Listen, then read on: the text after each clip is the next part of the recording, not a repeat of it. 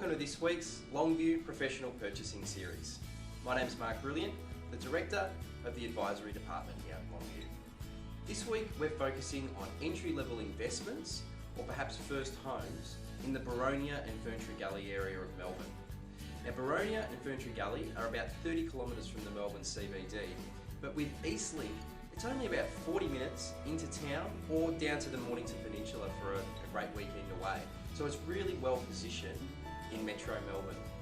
It's at the foothills of the Dandenong Ranges with countless walking tracks and bike trails. The opportunity to live so close to nature in a capital city is actually really quite rare and quite unique. These suburbs have all the conveniences that you need.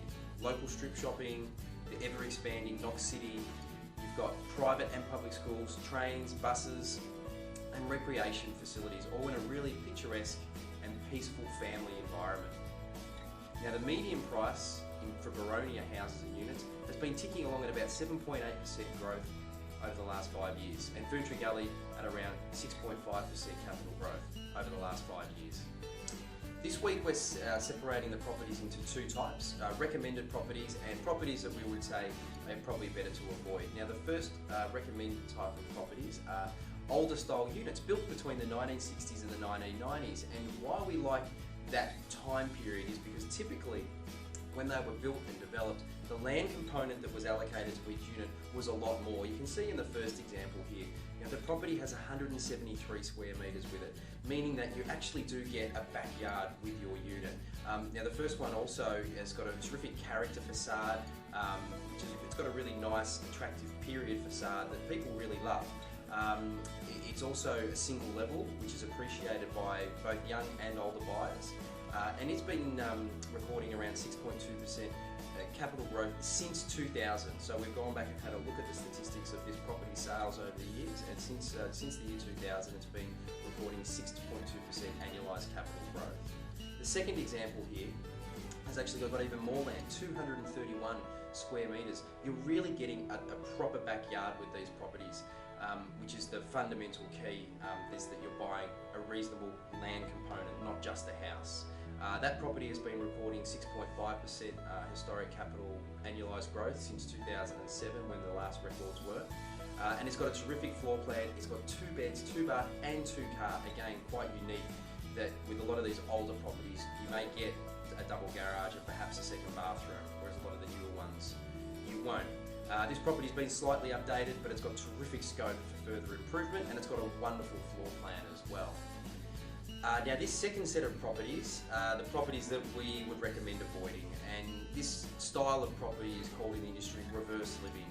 What reverse living means is that you have the bedrooms and often the bathrooms on the ground floor, so you enter in through the front door. There'll often be the garage on one side and bedrooms and bathrooms, sometimes a small courtyard but often no courtyard in the rear, and then a flight of stairs straight up, and upstairs is your generally a big open living space and your kitchen, and then a balcony off that area, and that's why it's called reverse living. It's around the other way.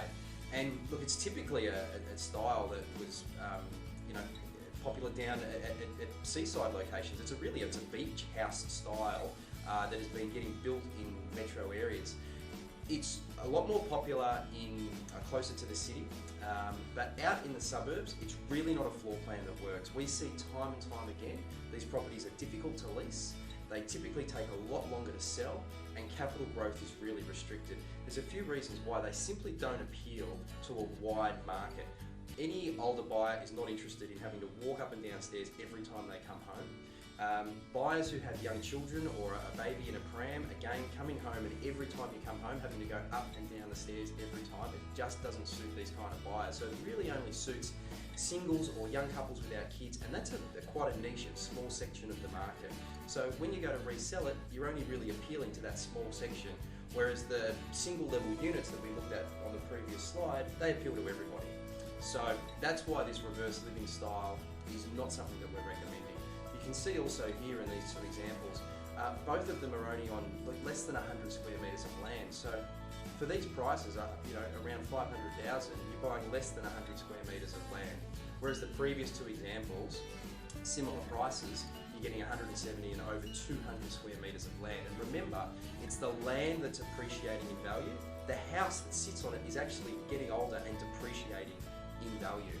So this reverse living type of property is something that as an investment or even as a first home we would generally recommend steering away from. Longview Property Advisory is here to provide our landlords and investors with advice and assistance to help them grow and maximise their property's portfolio.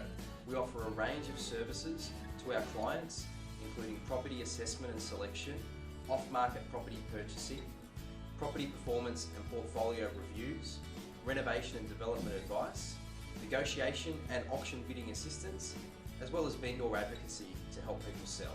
Thanks for watching today. If you've got any questions, please feel free to give me a call or send us a quick email.